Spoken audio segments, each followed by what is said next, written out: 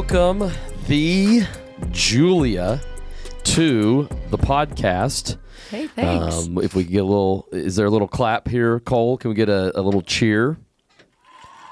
Yes. Yes. Do you like that? I love it. That I helps love it. Julia's self-esteem Yeah, right there. come on. Give me the affirmations. All of them. Give you the All affirmations.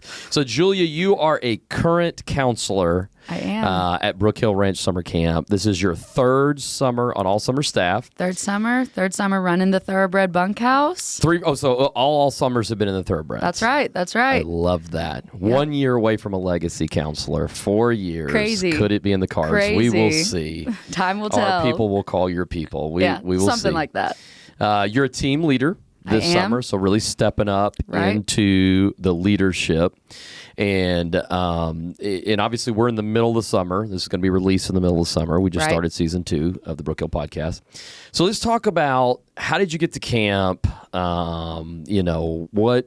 What caused you to be a JC? Let's kind of just go down the road here. You were born and raised in Conway. You're a Wampus cat. Yes, Wampus Tell cat. us about that. I bleed blue. My family, like my grandparents grew up in Conway. And so then my mom was from Conway. She went to Conway High, and I grew up through Conway Public School District like my whole entire life. Loved it, cheered for the Wampus Cats and all of the things. And then my mom was actually, whenever she was younger, she was a camper at Brookhill. Come on. And so that's like kind of how we started hearing about it. I remember whenever I was young, she would tell me about this like really cool camp where I could go ride horses. And that was all I knew about it. And I was like, I can't wait to go there. And so like growing up, that was something I always wanted to do. And then finally we missed like my first summer, and then summer after 4th grade, I got to come to camp, and it was quite literally the best week of my life. I was an Arabian with Joy Metz. What did you love about it? Was it joy? What was it everything? Was it the horses that your mom talked about? Quite literally everything. I did take horseback, loved it, fell in love with it. I was like, this is the coolest place ever. And then Joy was like, to me, like the epitome of joy. Like, she was incredible, and she made me fall in love with this place like immediately. Come on. There wasn't like, even like as a young camper, it wasn't like a homesick thing. I was like, this is where I would spend my whole entire summer here. Like, it was so fun. And like watching her lead morning devos and go and sing, and she would wake us up in the morning and like play guitar and all of this stuff. It was just so camp. Like, everything was fun. Everything was exciting. Even the silly little things, the songs, the everything. I went home after my first week, and I still have a notebook that has all of the lyrics to like Sanctuary, to the Frog Song, to the like every song that I could think of that we learned at camp, whether it was wagon songs or songs that we sang like for devos or whatever, and they're all written down because I was like, I'm not forgetting a minute. So you went home and wrote all this stuff down. Absolutely. Oh, I was like, I could never forget it. I mean, as if I wasn't going to be back the next summer, and the summer after that, and the summer after that, and probably for the rest of my life, I guess. Right. But it was amazing. And like immediately I was like, I want to do that. I want to be her. I want to do that. And like from my first year as a camper, I was like, I want to run a bunkhouse one day. Do you think as a 4th grader you could describe like what you loved about it, or what drew you to it, or you just knew you liked being here? I think that it started out as the really like super fun aspect of it. Like that's what really drew me in the most. I feel like, just because camp is so different. Like, you don't experience that at home, and I'm an only child, and so like going and being with all of like living in a cabin with these 12 other girls. Yeah, like for this a first time. Yeah, this big family. It was like, this is the coolest thing ever. Like, how incredible. And then we did like girls versus boys and all of that. And so like it was just so fun. It was like this sisterhood unlike anything that I had ever been a part of. And so fun. And as I started to kind of grow up, and I always tell this to like my JCs and my JCTs and everything, but like every step that I have gone deeper into camp, and like the more I have put in, the more I've fallen in love with it, and the more that I've gotten out of it. Come on. And like my first summer here, I got saved on Fun Swim Hill, my summer after 4th grade, and had my first encounter with the Lord. I grew up in church a little bit, but like, had never really made that decision for myself. And so like this place quite literally changed everything about my life. Wow. Yeah. And I mean, like, I kept coming back, kept learning more, kept growing more. And eventually I, got to step into the legacy of the red t-shirt. And come on. Did you have any friends that you made at camp that continued outside of camp, like any campers, or was it maybe until you became a JC or all summer? Right. It was more, I came with a lot of people from Conway. We would like all come together. Yeah, a huge group. And so I was kind of bad about like hanging out with my friends. I didn't really want to branch out because I didn't have to, I guess. Sure. And now looking back, I kind of wish that I had done that a little bit. But like the week that I graduated, I remember Dawson graduated that week. We had started to be friends. Rebecca Van Namen graduated that week. Tucker Robertson graduated that week. David Esther graduated that week. Like I think there's a couple more that like have ended up on all summer staff that all graduated week 4, 2016, like together, which is just so crazy. And it's like, oh, like I missed out on those connections for some of them, but also it's like, oh, the Lord still had them in the cards. So that's true. Yeah, crazy. So super fun. But as I did, step into being a JC and being on all summer, especially, like I have made quite literally some of my best friends in the whole entire world at this place. Come on. And like I tell my campers that every single week. It's like you never know who you are stepping into, like the caliber of people that you are around, and whether that's as a camper or as a JC or as an all summer staff member, like you will not find better people to be your best friends than you will here. Come on. Like it just naturally, the system, the way that it works, like it breeds incredible people. And so like, why would I not look to the people who are counselors on my left and right and want them to be my best friends? Like, I love that. You're not going to get them anywhere else. Right. And you can't make old friends, Absolutely. And so you get these friends here and you start growing and obviously as counselors, you're working hard together in sometimes 105 heat index. Right. And so I think it's through those experiences that, if you have other people that are willing to go through difficult things with you, I think that bonds friendships together. Absolutely. Whereas superficial circumstances just don't create that. Right. In good, bad, or indifferent, sometimes in school, unless you're able to go through something difficult together, it just doesn't create those type of bonds where we were going in the same mission together. I guess you could on a cheerleading squad, you could on a basketball team. I'm not saying you can't. Absolutely. But there's just something about doing ministry and like helping people's eternity. Yes. I think that creates that bond together that we're like helping the next generation. I think that's so cool. Right. Yeah, no, it's been so crazy to see like, and like even to go back and to think about like myself as a 4th grade camper and like even knowing, the little struggles that I was walking through, or even some of the big things as I started to get older and like go through real life stuff, and to be able to look at now my thoroughbreds that I am, trying to pour everything into, and I want the world for them, and to look at them and think back and be like, wow, somebody has done this for me.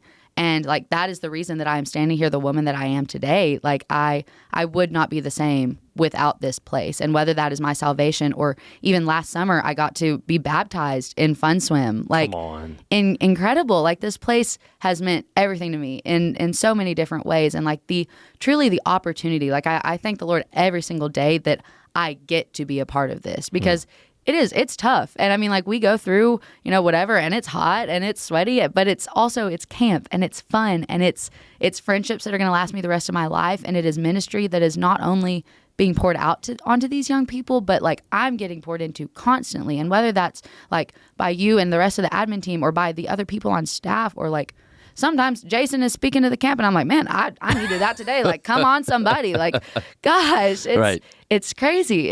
And I mean, the Lord truly never stops, like just building and going deeper. And it amazes me every time. Every time I think that I've reached the pinnacle, it's like, oh, nope, there's another mountain, and we're going to keep going. We're going to keep climbing it. When you were a camper, I know that it's impossible for your counselors to know who you would be today. To look at that 4th grade Julia Razer in their cabin, there's no way that they would have known, okay, that girl's going to be in charge of the thoroughbred. She's going to be a team leader. Not only is she going to influence kids, she's going to influence the staff and create this own, there's no way they could have known. Right. So you knowing that about them, there's no way that you can know that about your campers. Right, absolutely. Because they didn't know that about you. Yeah.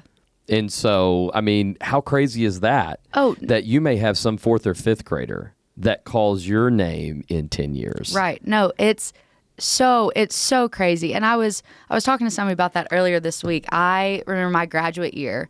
I came, and like I said, I came with like a decent sized group of girls, and we like got our bunkhouse assignments, and I wasn't in the same bunkhouse as the girl that I had come to camp with every summer. Okay. And I had a couple of other friends in there, so it's not like I was alone or anything like that, but it wasn't like my best friend.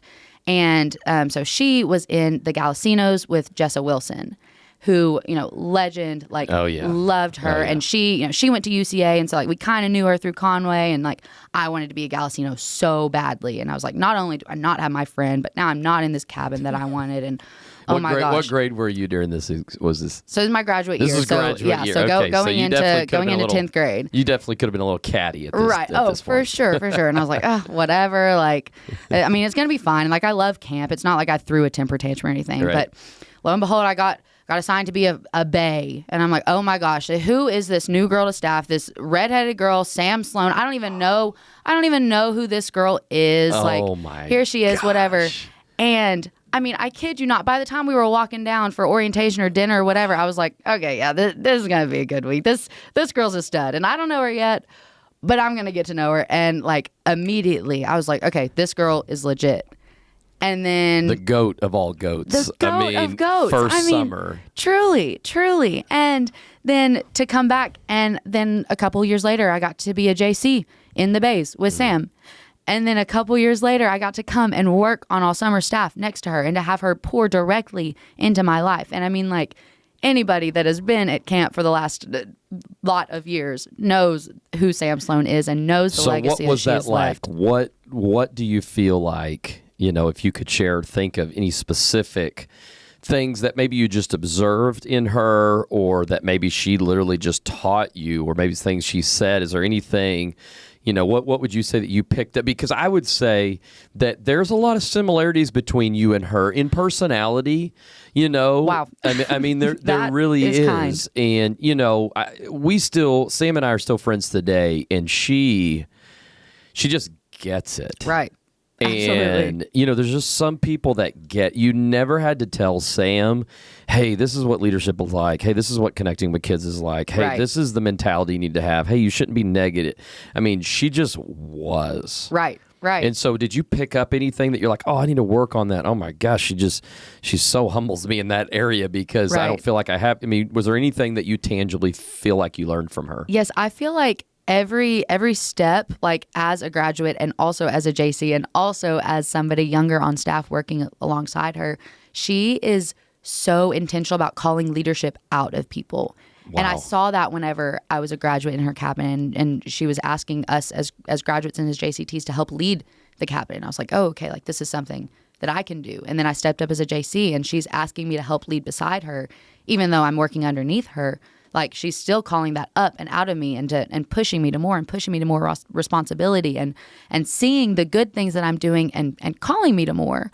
And then again, as a first year on staff, and like I'm sitting here terrified. I'm like, I don't know if I'm cut out for this. I don't know if this is whatever. And like, yes, I'm so excited to be here, but so much insecurity and unknowns and whatever. And she called it right out of me and said, no, you're supposed to be here. And the Lord is going to do something in you and through you. And even when you're not ready for it, he's going to continue to use you in your weakness. And like, she is one of the all-time best encouragers that I've ever met. So she made you believe in yourself. Absolutely.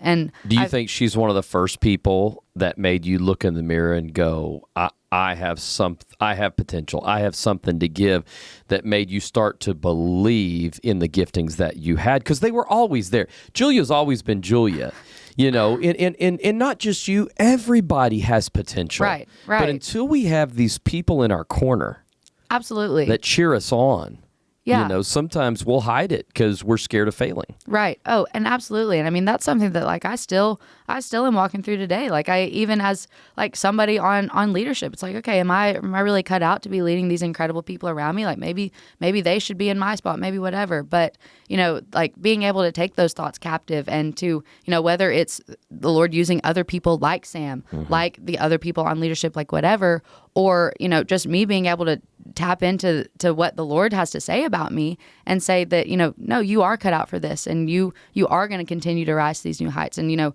perfection is great, but that's not really the standard that we can hold ourselves to. But failure is not is not something that's going to deter us from trying and from keeping on going and staying the course. I love that you're able to be transparent and say, there's times that I don't believe in myself. There's times that, because I think we all do that, right? But we're not willing to admit it. Right. And I think it's important. Yeah, we had Kevin Rawls, Dr. Kevin Rawls. He was a walker, and he and I worked together. And I love how he said, at 40 years old, he's really starting to look in the mirror and go, why am I doing what I'm doing? What am I really dealing with? Can I be honest with myself? Right. And because I think when we're young, we look at leaders like you now, and I don't know if you look in the mirror and see yourself as that leader. You are the Sam now. And I think we look at the Sams, at least you do, and you think she must have it all together. She must be perfect. Right. And so I think if people like you are able to be transparent and say, look, I deal with insecurity, I deal with not feeling good enough, that helps a 13-year-old girl right. who's struggling to go, okay, if this girl who I think is literally the most amazing person I've ever met. Because that's the way girls view you. You don't view yourself that because you look in the mirror and you know your own thoughts that you have to take captive. Right. But don't you think that's so good that leaders be transparent and say, I don't have it all together? Absolutely. And that's something that, I've been praying over the all of the thoroughbreds that I have this summer. Something that the Lord has really put on my heart for this season of life that I am walking through right now is to be taking every thought captive and making it obedient to Christ. And I think that is really tough sometimes. It's maybe easier for me to encourage other people in doing that because, in general, you are awesome and I see potential in you and you should have these thoughts about yourself and you should listen to what the Lord has to say about you.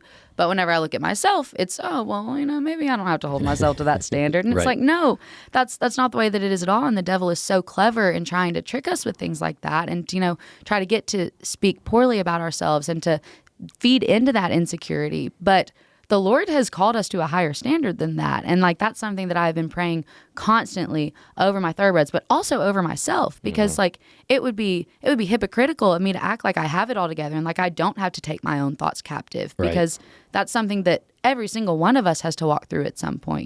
We're all at times going to feel inadequate. We're all at times going to feel insecure. And that's because on our own, we're not going to be good enough. That's just the fact of the matter. But the Lord meets us in our imperfection. He meets us in our weakness. And that's where He's made perfect. That's where we are made complete. And it's not a one-time thing. It's not like, I did that. I took that thought captive last week. So it's all good. Insecurity's gone. Yeah. Oh, no, don't deal with it anymore. Laid it down at the cross and moving on. Yeah. And that 1 week at camp, I laid it down. I talked to my counselor and I laid it down. Right. That's I'm good to go. It's a daily deal. Absolutely. I mean, sometimes multiple times a day. That's right. That's truly. Right. And I mean, that's something that I think most people are going to have to walk through for the rest of their life. And, that's kind of the point of it being a battle is that you're going to continue to fight and the Lord's going to continue to meet you in that fight. I wanted to say something about, you're talking about Sam really challenging you as a 9th grade girl. And I think one of the biggest mistakes we make with young people is I don't think we expect enough out of them. Mm-hmm. I think we think they can't or, they won't want to. Right. If I challenge them, they don't care about that. But I think young people want to be challenged. Yeah. And I think that's why you loved Sam so much. Right. Is because she believed in you and called that greatness out of you. Right. And I think sometimes we sell young people short. Right. And don't expect enough out of them. Yeah. I mean, I think that's part of, why I appreciated so much that leadership being called out of me. And that is how I knew that she saw the potential in me. Even if I didn't feel like I was good enough to meet that standard, she thought that I could get there. Mm-hmm. And, whether that was tangible right then or not, whatever, she saw the potential and she said, no, you're better than that. You're going to be able to do this. And if you can't right now, then that's okay. But we're going to work on getting you there versus, okay, you're right. You probably can't do it. I'm not even going to ask that of you. I'm not even going to try there. It's no, you are capable of this and you need to start believing it so that you can start making steps to get there. Come on. And just wild. I think it's twofold. It's probably either we don't expect things out of people, or at the other time we expect it to be automatic. Right. And so if they're not automatically that way, well, then they just must not be special. Right. Right. You know, and it's like, no, your job as a leader, right? It was Sam's job to recognize your giftings and to draw them out of you. Right. And Sam, but I think we either think people can't step up, or we don't require them. You know, we think it should be automatic. Okay, well, if you're not automatically there, and then we tell on ourselves as leaders, right, you aren't automatically there. Okay, well, then Julia is just not a leader. Right. I'll move on and find somebody who's automatically there. Okay, well, then you're not really leading anybody. Right, right. You yeah. know. I remember as a graduate, I was we were talking about this a little bit before, but I was like much quieter as a camper. Like, I don't think anybody really remembers me much as a camper. Like, I wasn't like super out there. I wasn't the most camp everything. Yeah, my first memory of you was as a JC. Right. And it was you and your gal pal Kate. Pillow. That's the one. Yes. Kate and you were JCs together. Yes. And that's really, and I think it was like your second third summer as a JC. So my JC story is a little bit different. I actually missed my first year as a JC. So I graduated 2016, did not see camp 2017, and then came back for my first year. So what was up with that? Were you just busy? You didn't care? Didn't think about it? Didn't think deadline. You missed the deadline. I missed the deadline. Oh my gosh, and I wanted to so bad, and like a couple of my friends like had applied, and I was like, "Yep, gonna do it," and then I just missed it. Which I always I hate that for myself, because like I wish that I could have had more time as a JC. Like, obviously I loved being a JC, but also I wonder kind of, you know, if my story would have been different if I had have been here that summer. You know, like I don't know what could or would have happened, or, you know, with my life outside or whatever. It's just, you know, this is where the Lord had me, and that's okay. And I mean, things worked out either way. But so I missed that first summer, and then came back to to camp in 2018. And worked, I think, 3 weeks that summer, 3 weeks the next summer. And that was like, I don't know if I just, you know, had seen the Sams, seen the Joys, seen the everybody's, and been like, okay, that's what camp is kind of supposed to look like. So I'm gonna step up in that. I'm gonna try to do it excellently, or what. But something switched whenever I put on that red t-shirt. And I think that happens for a lot of people. It's like it has superpowers, which it doesn't. Right. And sometimes we have to remind ourselves that, like, we are still very much people, even if we're wearing a different colored t-shirt. Right. But it was crazy. And I was like, okay, I have energy, I have influence, I have leadership now. And like, these people are pouring into me and encouraging me in that and calling that out of me. And now I had a little bit of a platform to stand on that. And the Lord started to do something through that. And that was, I guess, a gift that I had that I hadn't really tapped into at that point. And I mean, I saw that leadership that was bred here at Brookhill begin to go into my schools and onto my cheer teams and into my classrooms even. Like, and so you saw it change you outside of camp too. Absolutely. It like maybe your character, your priorities, what you started to care about, maybe even the way your friendships, your relationships were, maybe who you dated, that kind of stuff. You saw it change that. 100%. And I mean, I also, like, I could think back to my past counselors and think about the way that I view them, and whether they were still at camp or that they had, you know, moved on with, you know, the next season of their life or whatever. Like, I still am looking at them, and I mean, still to this day, I'm talking about them as my counselors, and like, that is always how I will see them. And so I had to have a reality check with myself and be like, okay, if I am going to hold somebody else to this standard, how am I going to expect any of these campers to look at me without that same standard? And so, like, almost a sense of accountability, not that, you know, I don't or wouldn't have that for myself also, but it's like an added layer of pressure. Like, I want to be the person that these people think I am, expect me to be, want me to be, because, like, that's the standard that I've been called to, regardless of if other people are looking at me or not. I love that, because, God, I think people want real people. Right. You know, they want people that how they see them publicly or on social media, you know, and I think social media is so big because you can so put a picture out there of something that's not true. Right, right. And you know, I think this is the same thing. You put on that red t-shirt and you can be somebody totally different, but that doesn't draw anybody to you. I mean, there's so many fake people. Right. And fake people don't make a difference. No. And not that you're perfect and not that you were up on a pedestal or whatever, but, for you to be that way on your cheer team of, hey, guys, let's try and be something different, right. And not that maybe you were preachy or not that you were Miss Perfect or anything. Definitely not. But to be real. Right. And to be like, here's who I'm trying to be. I think that's what was so special about Sam. Right. And right. Joy. And in you now. And I think if we can just get people to just learn to be themselves. Right.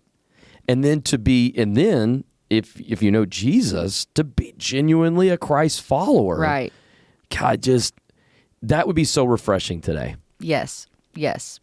No, and even like, especially in college now, like I have seen that take off leaps and bounds, and I've been really blessed to have a really awesome community around me, and a lot of those people are from camp. We've got a huge squad of Brookhill people in Fayetteville, which is so fun. Can you say what sorority you're in? Is that like it's not a secret? Like what? It actually is kind of a secret. It is a secret. Now. Right. Ask me after bid day. Okay. And then I can tell you. I'm gonna go and be basically a camp counselor for recruitment. So I'm like disaffiliated right now. Okay. Right now we are disaffiliated. Yeah. Hey, I'll tell you all about it in like 2 months. Okay, 2 months. All right, I love that. But in my sorority house, like I was chaplain for a year, and so like that's I got so to cool. come. What does a chaplain do in a sorority house? So that's a really good question that I even really wasn't clear on until I had my role. Right. Traditionally, a chaplain, at least in my mind, was somebody that would like either give like a little devotion or like share the word, like kind of. They're like a more spiritual person that can like provide encouragement kind of to the chapter. But at least in Fayetteville, like none of the chapters are like affiliated with like specifically like they're not Christian sororities. They're just our not sororities. Like a church or right. And so like there are believers and non-believers in probably every house in Fayetteville. But they kind of walk on the line of wanting to encourage and bring that word, and like ultimately like encouragement, whether it is directly from the Bible or not, is normally biblically rooted because like that is who Jesus was. Right. But so it kind of teeters on the side of, okay, every once in a while we'll kind of provide a verse and provide almost a little devotion, which camp prepared me so well for. Camp. That's right. So well for. But then also just kind of providing a more general encouragement because you never want to force anything down anybody's throat, right? Or anything like that. Which I think that camp does a really good job of not doing that. We show people the love of the Lord, and I mean that's what ultimately draws people in. But having that platform to share this joy, and even if somebody is just I'm doing my little thing, and whether I'm talking about Jesus or not, and they're like, hey, so she seems a little bit different, or she has a little I want to know a little bit more about that peace that she's talking about that joy that she's talking about, because I'm not really feeling that right now. And maybe this Jesus thing is worth looking into a little bit more. And so I think that it's so cool, just the opportunities that the Lord has provided in my life for me to even like those little nuggets of whatever it is, on my campus and in my regular life. It's been really, really awesome. But that goes back to that real aspect. Yeah. You being a chaplain in a sorority and just being real. Right. Just being yourself. And then being a real Christian, people are going to be drawn to that. Right. Everybody's looking for something consistent in their life because people, circumstances, money, life, friendships are inconsistent. That's right. And when you can find consistent people, we long for that. Right. We so do. We want a consistent family. We want consistent friends. And when you can find people who are in Christ, because he's the same yesterday, today, and forever, because in Jesus, I think that's the most consistent we can be with our up and down emotions, our up and down flesh. That's going to happen. Absolutely. But I think he can bring a consistency to our life, that hole in our heart. That's what we talk about at camp. Right. And if we can be that in our sorority, on our cheer teams, wherever we are, I think people want that. It's so funny. It's such a catch-22 because I think everybody's trying to be something. Right. And, in Jesus, we would be something. Right. And we are something. Yeah. And if they could just get a hold of that. So I think it's so cool having mentors like you, having people like you that can be like, this is it. You know that thing your parents have been saying, that you're like rolling your eyes at, or that youth pastor that you're like, oh my gosh, he has to say that. But then here comes this college student, here comes this cheerleader, here comes this sorority girl, and not that that's what all of our staff is. It's absolutely not. That's just your story.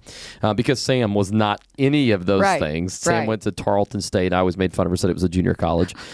Sam was not, I don't think Sam was a sorority girl. I don't think she was into any of that. But it doesn't matter. None of that matters. That's just a tool you use to be a light, And so I so love, because when you come onto the scene, these counselor girls are changed because they're like, that's what I'm wanting. That's what I'm missing. Oh, it's the same thing my youth pastor has been saying. Maybe my basketball coach has been saying. It's the same thing my parents have been saying and taking me to It's so, and I think that's what makes you guys so special. Right. I used to be one of them, but I aged out because you can age out of that. So I love that. Well, I might be getting close then. I'm getting up there. No, you're not up to the T. Finch, Jason Ross, you're right. Lindley age yet. And so that's so cool. I love that about you, Julia. I love that. That's incredible. Do you have any funny camp stories that you can think of, whether you were a camper or a counselor? Do you have anything that you can think of that that was really funny, even, something, obviously names to be left out. Right. Well, it's okay. This one's about me. Well, I've got one. I was thinking about this earlier whenever you're talking about like JC stuff, but my all-time favorite memory as a JC was, it was one day, it had kind of been like scattered showers, whatever. And we were like, okay, we're going to do it. We're going to load the wagons, which that hasn't gone as well this summer. But Jason's 0 for every time this summer. Yeah. No biscuit yet. We've been risking it for the biscuit. We are hungry, but that's okay. So we were loading the wagons. We were like, okay, we're going to go to second activity. I was going to horseback. I was like, yes, great. Used to be a horseback girl and then found out I'm maybe allergic. So I don't know. That's another story for another time. But we're loading the wagons and like out of nowhere, like torrential downpour. And like we're still sitting right in front of the pavilion and we're like looking around. I'm like, where am I supposed to go? What am I supposed to do? And I guess one of the ACs came up and was like, you, and like me and like one other girl. And they're like, go to the hill, go put down the tarps. Like we were not prepared, whatever. And so I'm like here sprinting and I'm like, oh my gosh, I have to get this done. Like this is my responsibility. I want to be a good JC. I want to serve. I want to blah, blah, blah. And so I'm like freaking out. And then about like halfway to the hill, I'm like dead sprinting. And I just start busting out laughing. And I'm like, we're running around into every single cabin, like putting the tarps down, doing everything we can as quick as we can. And it's like, it's this crazy and like stressful situation. But then also in the back of my mind, I was like, this is so fun.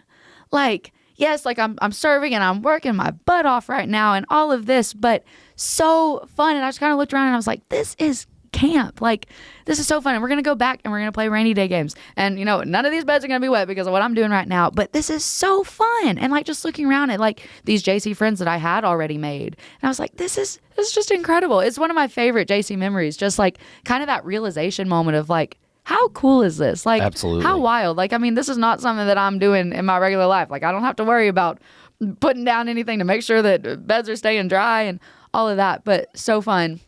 Just, I don't know, like a sweet memory, I guess. No, I love that. A little bit less sweet of a memory, but also funny. Okay. Last summer, all summer, as we do, we walk down with our cabins every morning, every evening before breakfast and dinner and all of that. We stop at one of the big trees that we have and we say hello to her and we do our chants, we do our songs and everything. Yep.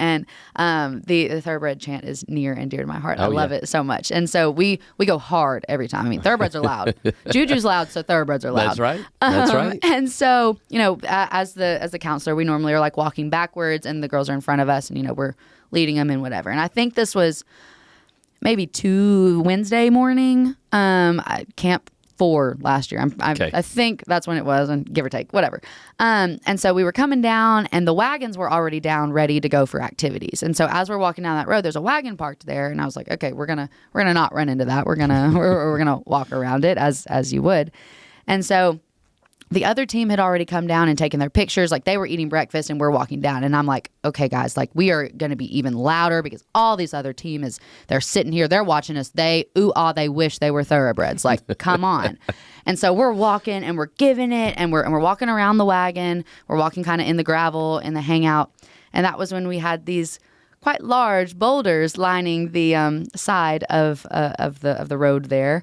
And so as I'm walking, I'm going, and I kick one foot into the back of a boulder, and then I try to catch myself, and so I kick my other foot into the back of that boulder, and all of a sudden I'm going down, and all of a sudden I'm looking at the treetops.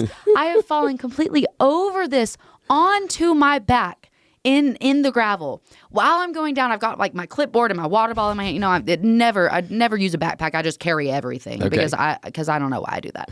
But my water bottle literally hits me in the forehead, and I am just laying there like helpless. Like my legs are trapped on top of this boulder. Like I am laid out like this. Like the boulder is here, my legs are out. It was a mess, and I'm just staring at the sky. And this was. All of my campers are literally just watching me go down like slow motion. It was bad enough that Levia and Callan both had tables. They were on the opposite team, and they both had tables that were like right by the hangout. And like it was a bad enough fall. They didn't even just like stand there and laugh or anything, which is like, you know, what you would expect. Right. I kind of fall down a lot in general. But I look over and they are running to come pick me up because they're like, she's injured. Like she's not okay. I mean, they picked me up, and I was like, all right, let's go get breakfast. Yeah, let's go. What did your girls do? Were they like... They're like, what? They had no idea. And it's been so funny because a lot of the girls that were in that cabin, they were here last week and the week before, a lot of them. And 2 of them actually graduated out of my cabin last week, which was so fun. But like all week, they were like, hey, watch out for those rocks. They'll get you, Juju. And I'm like, yeah, I know. I should be telling that to y'all. But I can't even put up an argument. It's so true. I mean, I had scrapes on the back of my leg. I'm pretty sure I had a bruise on my back. It was a good time. But, you know, we survived, and we made it to breakfast on time. And nobody else tripped over that rock that week. So, you got to lay down your life. You got to be the example sometimes. That's right. But, you know, Hetty always talked about that. That was such vintage, and, you know, not something necessarily that y'all got to know her, our founder, but she would always talk about just laughing at yourself. Right. Just be yourself. Just have fun with it. And I think we get our feelings hurt. Right. So easily. People are laughing at me, and her big joke was she would say the same thing every time Tyler remembered it. You know, she'd be like, you split your britches. That was her thing. You know, it was her britches. You know, just say air conditioned. You know, she was just like, just laugh at yourself. Right. It's okay. Right. And I think camp teaches that kind of thing. Absolutely. And I love, you know, I know that you do talk about blunders and this and that, and you just laugh about it. Oh. But I think that's what draws people to you, because we take ourselves so seriously. We're so drama. Right. I think drama's the new drug today. We're really so is. drama focused, and you're just not that. Well, thank you. I appreciate that. I mean, like it's going to happen one way or another. Like one way or another, I fell over that rock. I landed on my back, and yeah, that's kind of embarrassing. But either I can stand up and pout about it and cry, or I can laugh about it and like. Yes, that's going to make other people around me feel better, but that's going to make me feel a lot better too. Like, why would I sit and dwell in that when I could make a joke out of it? That's right. Like, life is so much more fun when you're able to laugh at yourself. And that's right. There's a lot to be laughed at. There's a lot to be laughed at. So speaking of a lot to be laughed at, can we talk about the most embarrassing moment that Julia Razer has ever had this last year at the Mexican restaurant? Oh, you're going to make me talk about that. Oh, you have to tell this story. David. It's the best story of all time. Oh, my You have to tell this story because I know who you are. I know who Jason Ross is, and I know our staff. And I think it was so funny because it was so innocent. Right. It was so innocent, you know. And just to set the scene up, 2 things. You were trying to play a joke. It was a big staff hangout in Fayetteville. Right. And you were trying to play a joke on Jason Ross, our camp director, your boss. Correct. At a Christian summer camp, yes. which you very much love the Lord. And it's a kids' camp. And is my face red? You know, yes. And so was your hair. But okay. and so you're like, first off, y'all go to a Mexican restaurant. I don't even know what it is. It doesn't really matter. Right. But you're like, all right, I'm going to play a joke, and we're going to say it's his birthday, right? And they'll do a traditional whatever. You know the one, the sombrero and the pie in the face, and it's hilarious, and everybody laughs. And this song, that was what was so funny about it. And the 2 funny things. Number one, it was basically his birthday, like within that 7 days. Yeah. And you had like, no idea. no. You thought, I'm totally getting this guy. Like, so random, so funny. How silly of me. And then somebody, I think Katie Beth was like, oh, yeah, it's his birthday next week. And I was like, call it off. It's ruined. There. So Katie Beth is there. Right. Jason's there. And how many? 10, 12 staff members? Some alumni are there. I mean, almost 20, I think. Like, we've got a lot in Fayetteville. Okay, and so set this up. So you play this joke, and apparently they have the over the top celebration. And what happens? That's the one. Yeah. So me and like a couple other people. I think Olivia was there, one of the first ones, and I was like, okay, we've got this idea. Like, I'm gonna prank Jason so hard. It's gonna be so fun. He's gonna get pie in his face. Great. And so I tell the worker, and I'm like, hey, we have a guy coming. He's bald, and it's his birthday. And so like, can we do something about that? And he was like, yeah, I got you. And so we get there, and he's wearing a hat, and I'm like, okay, he's bald underneath the hat. I promise. Like, that's the one. It's his birthday. Whatever. Great. And so we get there, and Jason is like at the end of the table, and they finally come in, and they're singing and they're clapping, and I'm like, yes, this is the best moment. Like, even though it is his birthday, like it's at least not today, and like he's gonna get pie in his face, and it's gonna be great. So they're singing and they're clapping, and I am having the time of my life. Like, I am just going crazy. I think it's so funny. I'm like, oh, I'm hilarious. I'm such a prankster. Wow. And a couple of people that were like across the like. So I'm sitting here. Jason is further down the table on my side, and so like there's people all on the other side, and a couple of them like are kind of looking at me, and I thought they were just laughing at me because like I was being loud and whatever. Shocking. Yeah. Julia's being loud. What a crazy turn of events. But they're like kind of like looking at me, and I'm like, what? This is fun. Whatever. And finally, I look over, and not only they do have the plate of whipped cream, they have the sombrero and everything, whipped cream, and they've also brought him another prize. Another prize, and that prize is a shot of tequila, and they lay it out in front of him, and so Jason's like, Jason. And he like he's like no. And he's shaking his head. He's no. like And like not only is that just not who Jason is, but also he's with his entire staff, right, like all of us. And so we're just sitting there, and I still have not realized at this point that that's what's going on. So I'm still cheering on him as this shot is sitting in front of me. I have no idea. And then so they finish the song, and Jason's like, I don't know what to do. Like, I'm not gonna drink that, whatever. And the workers start chanting. Drink. And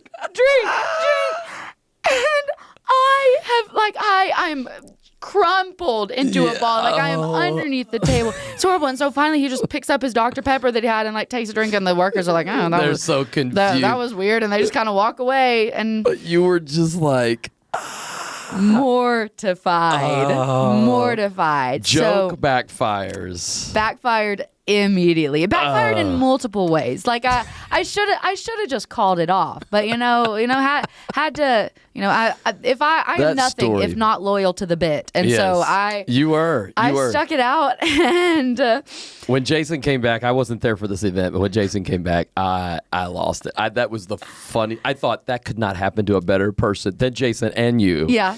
And so, but I love that you're able to laugh it off. You're able to laugh at yourself, and anyway, things happen. That's the moral of the story is practical jokes never work. That's the moral of the story. Let me be the example of that. Golly, awesome. Yeah, no, not my bad. I've never seen that before, ever. When? I have what never. In the history of restaurants Who does that? Ever does that? Who does that? Yep. Gosh. Maybe you should just leave that birthday joke out. I think that I probably will. I think we'll go to a Chinese restaurant for the next birthday, or probably Mexican is not the move anymore. That's but awesome. I love it. Yeah, not my best. So Julia, just a couple of thoughts, and then we're going to play a game here. We're going to play a game and see how good you can do. But okay. So just actually, I think I'm ready for a game right now. All right. I think I'm ready for a game. I think we're in a game mode right now. I think we're in a game mode. So we have T. Finch extraordinaire with his number one guy this week, the Cole Ship on the controls. Come on. So we're going to play a game. You are going to have 30 seconds. Are you competitive, Julia? I'm very competitive, but I hate losing, so I want to say no in case I'm bad. I don't know if we have the official scorecard. I don't know if we have the official... Oh, we have the official scorecard. I will have it right here, the official scorecard. And here it is right here for everyone at home to see. We have Callan Smith with 27, Stuart Berryhill 24, Ben Brown 23, Jason Ross 20, Madeline Dart 14, and Tyler Kemp at the bottom. So your number one goal is to beat Tyler Kemp. Super. Okay, Super.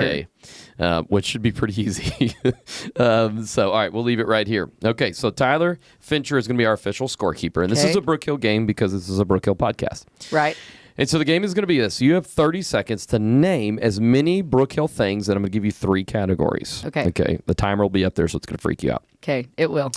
Bunkhouses is one category. Hopefully you'll get your bunkhouse. Number 2 is activities. Okay. All right. And it can be past and current. Okay. And then camp songs, just the names. All right. So you got those are your 3 categories. Okay. Name as many things you can in 30 seconds. Go. Okay. Lipizzans, Pintos, Chestnuts, Galicinos, Fillies, Thoroughbreds, Palominos, Arabians, Blazers, Roans, Fillies. Oh, I think I already said that. Percherons, Mustangs, Mavericks, Buckskins, Stunts and Tumbling, Quest, boating, big lake, small lake, water rides, wakeboarding, tennis, basketball, field sports, disc golf, big lake. Oh, I already said that. That is time. What is it? 25. You are now number 2 unofficially because he will look at the replay. Unofficially, that's pretty impressive. Stuart B501, Money Vision Stu is now in 3rd place. That is impressive. Golly, I don't want to lose to Callan though. Yeah, Callan's the goat of all goats. He is the goat of all goats. So anyway, that is a lot of fun. Before we go, Julia, this is a leadership podcast. What do you think leadership-wise that you have learned? What do you feel like has been the legacy in your life, maybe the legacy you've tried to leave here at camp? What do you think, just kind of that life legacy leadership, what do you think it's done in you, for you, and that you've tried to do? You've tried to adopt. Right. I think that kind of going off what we've already talked about a little bit, like with being poured into and then pouring that back out. Okay. Like the way that I was like as a camper and as a JC and still to this day and being called to a higher standard, that's the same kind of leadership that I want to take upon myself and impart on my JCs or on the younger staff members or on my campers. Like calling them to a higher standard and seeing that potential in somebody else. I think that that's one of the biggest things that you can do for somebody. And I mean, like that's what we've talked about so much today. But like if you cannot see that potential in yourself, having somebody else look at you and say, no, that is in you. And maybe that's the first moment. Maybe that's the 7 millionth moment that finally clicks it into place. I don't know what somebody else's story is, but being able to see them for who they are and for what the Lord might be doing in them and call them to that higher standard, I think that is invaluable. And I've definitely seen it in my own life of being called to a higher standard and being, asked to step into roles that maybe might feel uncomfortable or being stepped into leadership that might be hard or that might, heaven forbid, push me or grow me or challenge me. Right. But it's in the middle of the challenge that you start to see victory. Good. And so I think that is one of the things that I really have seen in my life, and then because of that change that I've seen in myself, that's something that I want to try to impart on the people that are around me and that, heaven forbid, look up to me. Yep. Which is Discipleship 101. People need to read Matthew, Mark, Luke, and John. This is what Jesus did. Right. He poured into people, and then he said, all right, now you guys go out and pour into people. Right. I mean, that's literally the model that Jesus gave us, but I think the biggest thing we need to catch there is that the disciples were around Jesus. They were around a high-level leader. They were around someone who could pour into them. And, I think at first we avoid people that push us. Right. Sometimes we hide from our parents, we hide from our youth pastors, But then when we finally quit hiding and we get around a Sam Sloan, we get around somebody, then we realize it's not so bad. Right. They actually have my best interest at heart.